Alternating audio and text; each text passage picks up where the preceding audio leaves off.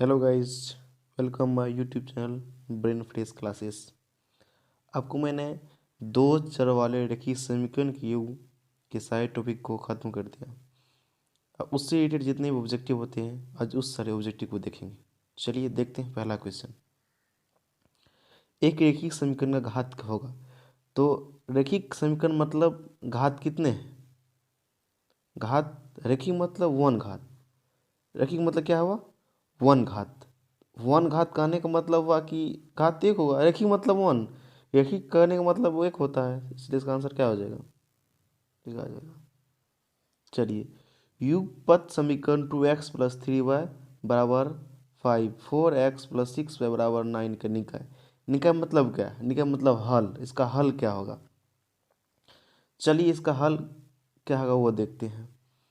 चलिए a1/a2, b1/b2, c1/c2 का ratio निकालते हैं। और रेशियो को देखेंगे क्या बराबर होता है तो क्या होगा, आपको बता दिए हैं। चलिए निकालते हैं। कितना होगा? 2/4 बराबर कर दीजिए ना पहले, उसके बाद 3/6 बराबर 5/9। देखिए ये तो 1/2 आ जाएगा, ये भी 1/2 आ जाएगा। तो 1/2 आ जाएगा तो मतलब ये बराबर, लेकिन इसके बराबर नहीं है।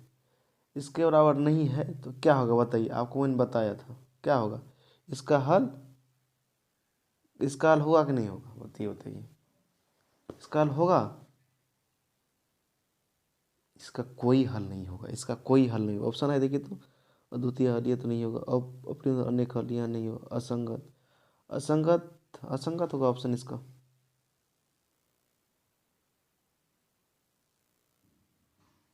चलिए अगला क्वेश्चन क्या है। तो अगला आपको है के किस मान के लिए समीकरण x+2y बराबर 7 तथा 2x+ky बराबर जो संपाती होगा? संपाती कहने का मतलब a1/a2, b1/b2, c1/c2 सब क्या है? बराबर होता है, तब होता है संपाती। चलिए सबको बराबर कर देते हैं। देखिए यहाँ देखिए x के कितना, x का जो गुणांक है 1 है, 1 इसका 2 है। 2 बराबर सब होगा तब संपाती। यहाँ कह दिया संपाती होगा मतलब सब बराबर होगा। 2/2 और देखिए 7/14। अब देखिए हमको तो मान निकालना है, तो मान निकालना है तो इसका तुलना इसे कर दीजिए, मान निकल जाएगा। कितना होगा? 2/k हो जाएगा। 2/k हो गया बराबर 7/14। इस कर जाइए 2 तो हो जाएगा के बराबर 4 आ जाएगा। के बराबर 4, के बराबर 4 आ जाएगा। 4 ऑप्शन है नहीं है, आ जाएगा। चलिए हो गया। चलिए अगला देखते हैं। अब कहता है बहुपद इतना के मूलों का गुणनफल होगा। यहाँ बहुपद से क्वेश्चन कह दिया। चलिए उसको हटाइए। बहुपद वाला हम क्वेश्चन इस तरह के क्वेश्चन बता चुके हैं। दो रेखिक समीकरण के आलेख प्रतिच्छेदी रेखाएं हैं तब रेखिक समीकरण युग्म का जब प्रतिच्छेदी होता है तो कितने हल होते हैं? तो एक हल होते हैं। एक हल है कहीं? ऑप्शन है? चलिए ये है ऑप्शन ये। चलिए आगे चलते हैं। दो रेखिक समीकरण के आलेख समांतर रेखाएं हैं तब रेखिक समीकरण का युग्म जब समांतर होता है तो उसका कोई हल होता है? उसका रेखिक समीकरण का युग्म क्या होता है? उसका कोई हल नहीं होता है। उसका कोई हल नहीं होगा। कौन हो जाएगा? ये हो जाएगा ऑप्शन नंबर सी। चलिए 7 नंबर का क्वेश्चन देखते हैं।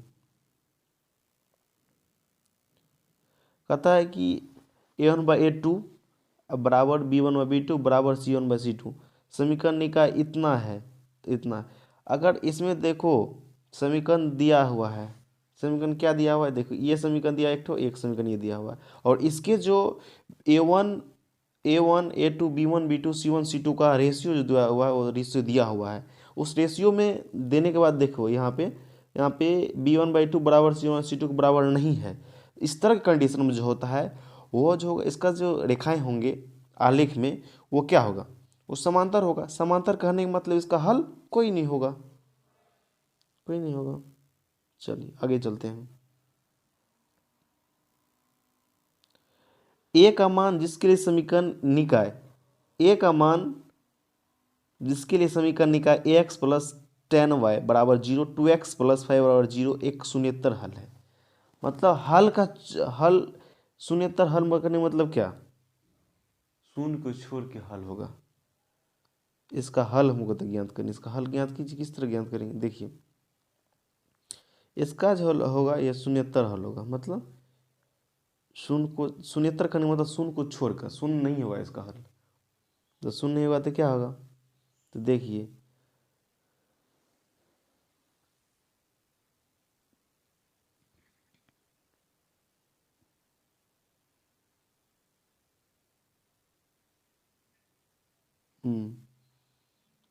चलिए इसको हम हल कैसे करते हैं, देखिए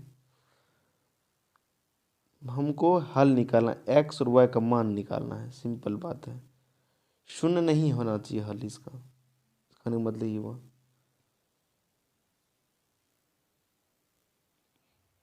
कहने का मतलब तो ये हो गया ना कि शून्येतर हल है। मतलब क्या है, शून्य को छोड़ कर इसका हल कुछ भी हो सकता है, मतलब अनगिनत हल हो सकता है, लेकिन शून्य को छोड़ के। तो इसका मतलब ये, इसका कहने का मतलब क्या हुआ कि इसका जो A1 A2 B1 B2 और C1 C2 का अनुपात हुआ सब बराबर होगा। इसका अपरिमित रूप से अनेक हल होगा, क्योंकि कहा गया कि शून्य की छोड़ के, मतलब शून्य को छोड़ देना और इसके अलावा जितने भी संख्या होगा सब होगा हल। मतलब इसका अपरिमित रूप से अनेक हल होगा। तो देखिए, तो क्या A1/A2 B1/B2 C1/C2। तो A1 क्या हुआ, A, और A2 कितना हुआ है, A2 देखिए 2 बराबर B1 कितना, B1 10 B2 5 C1 0 0। तो यहाँ से हमको मान तो यहाँ निकालना है, यहाँ मान निकालना पड़े। जीरो हमको नहीं आना चाहिए, जीरो हमको नहीं लाना है। आप कहिए सर A/A2 को जीरो, 0/02 से भी हम 0/0 से भी तुलना कर सकते हैं, लेकिन तुलना हमको 0/0 से नहीं करनी, क्योंकि वो जीरो माना जाए और हमको जीरो लाना नहीं है। यहाँ कह रहा है, खुलेआम कह रहा है कि शून्येतर हल, यानी कि शून्य नहीं होना चाहिए हल। तो इसको छांट दीजिए, इस दोनों में कंपेरिजन कीजिए। देखिए ये 5 2 10, मतलब कि 5 दूना 10 कट गया, 5 दूना 10 कट गया, ए बराबर 4 आ जाएगा इसका ऑप्शन। कितना आंसर इसका, 4 आएगा। चलिए आगे चलिए, आगे आगे क्या है, 9 नंबर क्वेश्चन देखिए। कहता है ए का मान जिसके लिए समीकरण इतना बराबर इतना इतना और इतना एक अद्वितीय हल होगा। अद्वितीय हल होगा मतलब इसका हल केवल एक होगा। केवल एक होने का मतलब A1/A2 बराबर नहीं होता है, लेकिन B1/B2 बराबर C1/C2 होता है। इसको सिर्फ देखिए, डायरेक्ट कर लेते हैं, आप तो समझ चुके होंगे। A/6 बराबर बराबर नहीं होगा, किसके बराबर नहीं होगा,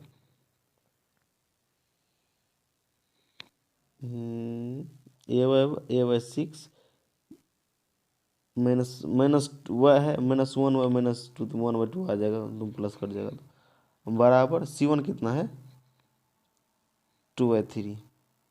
इस बराबर नहीं होगा तो इसको तुलना कर दीजिए, कितना आ जाएगा बताइए, A1/6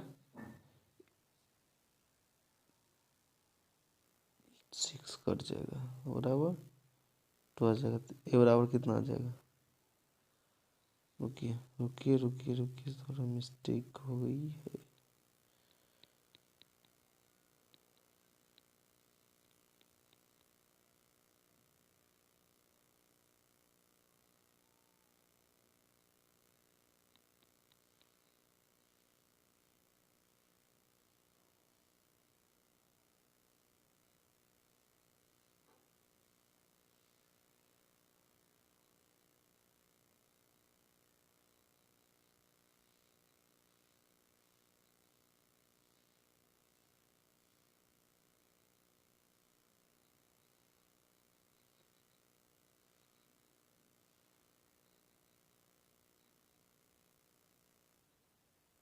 देखिए यहाँ a1/a2 बराबर 0, b1b2 बराबर नहीं हुआ तब तो अद्वितीय हल होगा। तो a1 बाय कितना दीजिए, a1 बाय कितना है 6 बराबर -1 यहाँ कर दीजिए, -1 यहाँ माइनस होगा, यहाँ -1 है, यहाँ -2 है तो प्लस ही हो जाएगा कट के। तो 6 3 6 मतलब एक बराबर, ये बराबर नहीं होता है, एक बराबर 6 नहीं होगा, ऑप्शन ये आ जाएगा हमारी ये। आगे चलिए, आगे है ए का मान जिसके लिए समीकरण इतना बराबर इतना इतना बड़ा इतना एक अनगिनत हल है। अनगिनत हल में सब बराबर होता है और यहाँ मान निकालना ए का ना, मान निकाल सकता है अनगिनत हल। तो 10 बाय कितना 10 बाय ए 10 बाय ए है 10 बाय ए थोड़ी है।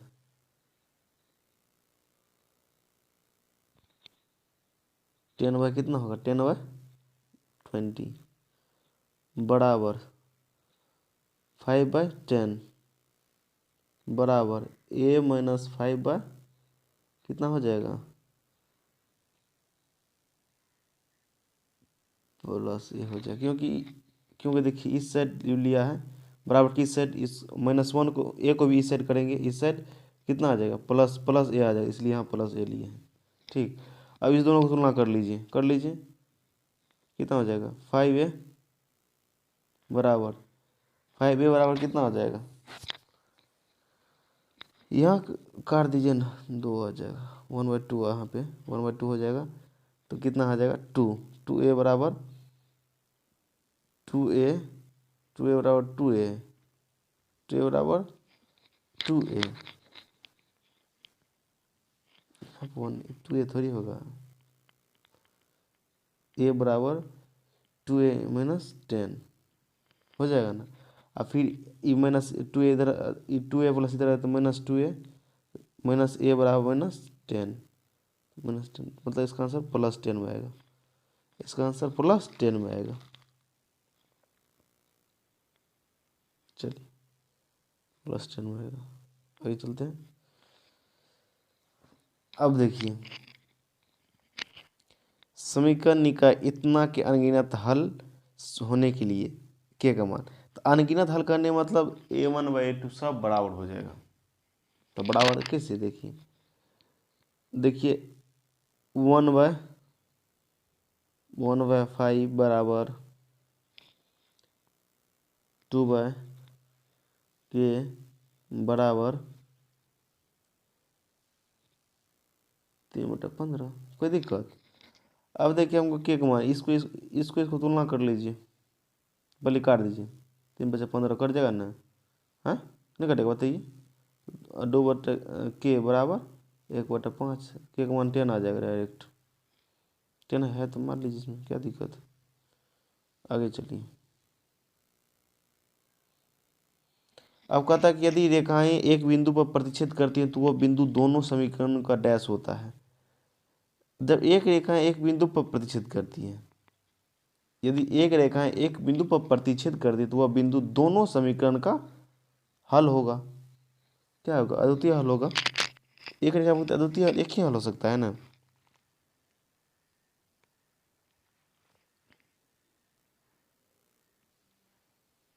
आगे चलिए,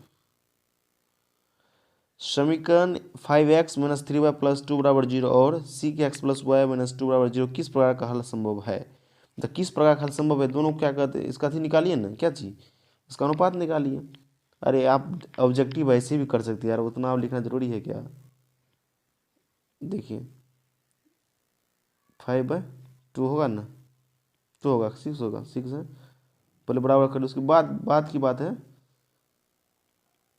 है क्या कहते हैं, बराबर का होगा तो करेंगे कर देंगे, नहीं होगा तो काट देंगे, क्या दिक्कत है, कोई समस्या तो नहीं होगी क्योंकि हम तो आपके साथ हैं ही। 5/6 और देखिए -3/1 बराबर क्या है जी बराबर 2/2 बराबर 2/2 है, ये है 2 ये है -2। एक बात देख कहीं बराबर हो रहा है, पहले यहीं बराबर नहीं हो रहा है, तो बराबर जो नहीं हो रहा है तो इसका अद्वितीय हल होगा। क्या होगा इसका हल, अद्वितीय होगा और वास्तविक संख्या होगी। हल होगा पर अद्वितीय हल होगा।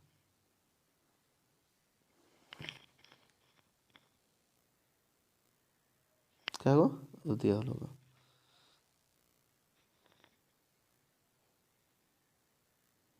चलिए, समीकरण अब देखिए 40 यानी कि 14 का क्वेश्चन, 14 नंबर क्वेश्चन। समीकरण निकाय 2x प्लस ए वाई बराबर 1 और 3x माइनस 5y बराबर 7 में अचर ए की किस मान के लिए अद्वितीय हल होंगे? अद्वितीय हल कहने का मतलब है कि a1/a2 doesn't equal to b1 और b2, मतलब a1 और a2 का अनुपात b1 और b2 का अनुपात के बराबर नहीं होगा।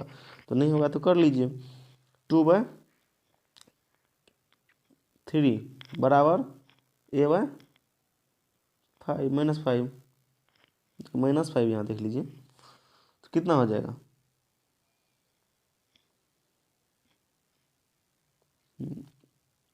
कितना 10, 3a बराबर -10, तो मतलब ए बरा यहाँ बराबर नहीं होगा, ये बराबर नहीं होगा, ये देना -10/3, -10/3 एक बराबर नहीं होगा, -10/3, -10/3 ये होगा ऑप्शन। आगे क्या है? 15 नंबर क्वेश्चन देखना है। समीकरण निकाय a1x plus b1y plus c1 बराबर 0 और a2x plus b2y plus c2 बराबर 0 का अद्वितीय हल होगा। अद्वितीय हल कहने का मतलब है कि a1 a2 और b1 b2 का अनुपात बराबर नहीं होगा। बराबर नहीं है तो ऑप्शन देखिए कौन है? ये। चलिए,